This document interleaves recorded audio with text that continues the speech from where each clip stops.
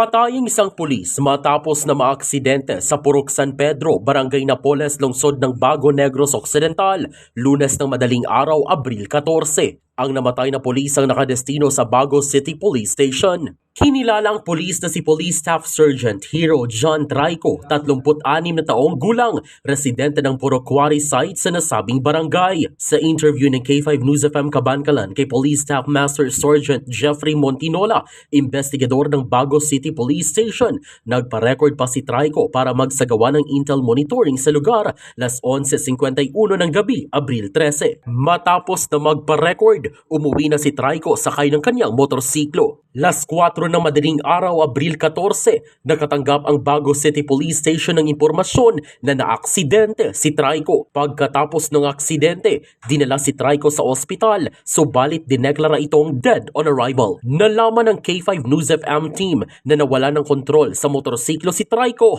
at nahulog sa irigasyon. Balita mula sa Negros Occidental, Zairo Vanalbay. Para sa Kampiyon na Balita, Serbisyo Publiko at Kasiyahan sa Negros, K5 News FM. K5 News FM.